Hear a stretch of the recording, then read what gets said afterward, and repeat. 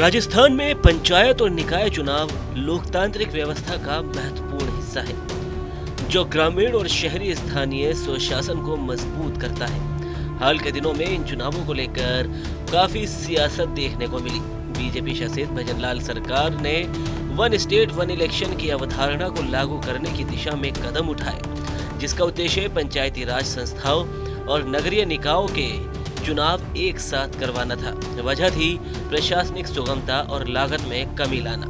बीते दिनों ही हाईकोर्ट ने कहा था कि पंचायत और निकाय चुनाव जल्दी करवाए जाए। कोर्ट ने इसके लिए 18 अगस्त 2025 की तारीख भी तय कर दी थी। साथ ही सरकार ने जो प्रशासनिक नियुक्त किए थे उन्हें हटाने का भी आदेश दिया था, लेकिन सरकार ने इस आदेश के खिलाफ हाईकोर्ट की खंडपीठ के पास गई।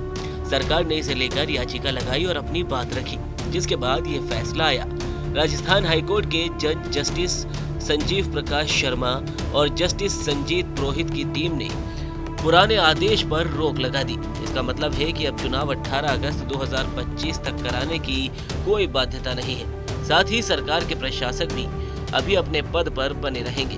कोर्ट ने कहा कि सरकार के प्रशासकों को हटाने के आदेश पर भी रोक लगा दी थी। उल्लेखनीय है कि इस मामले में एकल पीठ ने पूर्व सरपंचों को प्रशासक के रूप में बहाल करने का आदेश दिया था।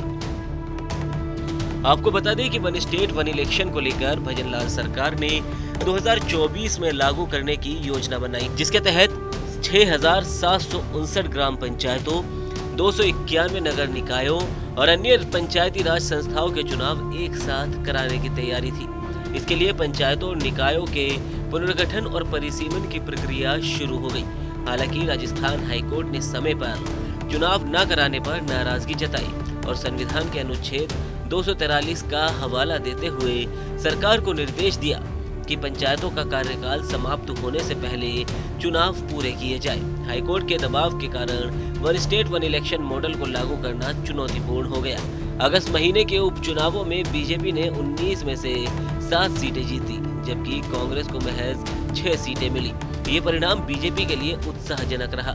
इन चुनावों में बीजेपी और कांग्रेस के साथ साथ आरएलपी और बीएपी जैसे क्षेत्रीय दलों की सक्रियता भी देखी गई।